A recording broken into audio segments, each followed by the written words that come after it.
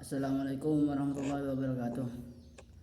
Perkenalkan, nama Muhammad Muzaki, NIM 21213055. Di sini saya akan menjelaskan tentang konversi energi. Yang pertama, pengertian energi dan hukum kegagalan energi. Pengertian energi dalam fisika, energi adalah suatu objek yang dapat berpindah melalui interaksi fundamental yang dapat diubah bentuk namun tak dapat diciptakan maupun dimusnahkan. Sedangkan hukum kegagalan energi adalah salah satu hukum yang dirumuskan oleh fisikawan asal Inggris yaitu James Prescott Joule. Hukum kegagalan energi berbunyi energi tidak dapat diciptakan ataupun dimusnahkan. Yang kedua, sifat-sifat energi. Secara umum, sifat-sifat energi adalah sebagai berikut. Yang pertama, energi dapat diubah ke dalam bentuk lain atau disebut dengan transformasi energi. Yang kedua, energi dapat ditransfer dari satu tempat ke tempat lainnya, yaitu energi panas, heat. Yang ketiga, energi dapat dipindahkan melalui gaya sehingga menyebabkan pergeseran. Yang ketiga, energi terbarukan. Energi terbarukan adalah sumber energi yang tersedia oleh alam dan bisa dimanfaatkan secara terus-menerus. Hal ini senada dengan keterangan International Energy Agency atau IEA yang juga menyatakan bahwa energi terbarukan adalah energi yang berasal dari proses alam yang diisi ulang terus-menerus. Istilah energi terbarukan lahir sebagai solusi atau potensi keterbatasan sumber energi tak terbarukan yang banyak terpakai saat ini. Yang keempat, perkembangan energi terbarukan. Pengembangan energi terbarukan selain dilaksanakan oleh perusahaan nasional, selain perusahaan listrik negara, juga diharapkan pengembangan oleh pihak Pertamina dalam rangka pengembangan dan peningkatan bisnisnya di bidang energi terbarukan, terutama panas bumi. Indonesia memiliki potensi energi terbarukan yang dapat banyak, namun Pertamina diharap fokus mengembangkan tenaga panas bumi atau geotermal. Pengembangan tenaga panas bumi tidak biaya murah untuk kegiatan eksplorasi dan pembangunan pembangkit listrik.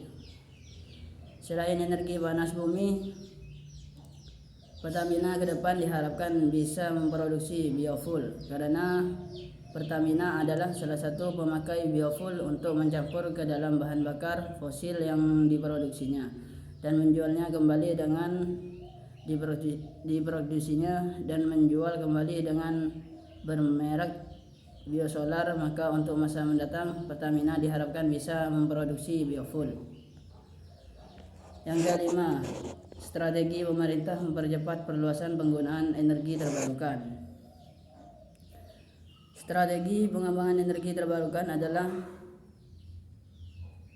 memperkuat koordinasi antara struktur kelembagaan dalam negeri, terutama untuk mengatasi masalah perizinan dan pembebasan lahan. Menerapkan pajak emisi, memberi dukungan investasi, memberi dukungan perkembangan industri ET dalam negeri dan pembebasan. Yang keenam, biomasa. Biomasa adalah sebuah istilah yang digunakan untuk menyebut semua senyawa organik yang berasal dari tanaman pertanian, alga, dan sampah organik. Pengelompokan biomasa terbagi menjadi biomasa kayu, biomasa bukan kayu, dan biomasa sekunder. Biomasa juga dapat dikategorikan menjadi limbah pertanian, limbah kehutanan, tanaman kebun energi, dan limbah organik. Sifat-sifat kimia. Sifat kimia, sifat fisik, kadar air, dan kekuatan mekanis pada berbagai biomasa sangat beragam dan berbeda-beda. Biomasa sumber energi terbarukan dengan kualitas yang rendah. Teknologi transformasi energi termal yang menggunakan biomasa sangat rumit dan harus disesuaikan dengan pemanfaatannya. beragam tergantung pemanfaatannya dan relatif rumit. Yang ketujuh, PLTMH. Mikrohidro atau dimaksud dengan pembangkit listrik tenaga mikrohidro atau PLTMH adalah suatu pembangkit listrik skala kecil yang menggunakan tenaga air sebagai tenaga bergeraknya, seperti saluran irigasi, sungai, atau air terjun alam dengan cara memanfaatkan tinggi terjun (head) dan jumlah debit air. Mikrohidro merupakan sebuah istilah yang terdiri dari kata mikro yang berarti kecil dan hidro yang berarti air. Secara teknis, mikrohidro memiliki 3 komponen utama, yaitu air sebagai energi, turbin, dan generator. Mikrohidro mendapatkan energi dari aliran air yang memiliki perbedaan ketinggian tertentu. Pada dasarnya, mikrohidro memanfaatkan energi potensial jatuhan air atau head. Semakin tinggi jatuhan air, maka semakin besar energi potensial air yang dapat diubah menjadi energi listrik. Di samping faktor geografis (tata letak sungai), tinggi jatuh air dapat pula diperoleh dengan membendung aliran air sehingga permukaan air menjadi tinggi.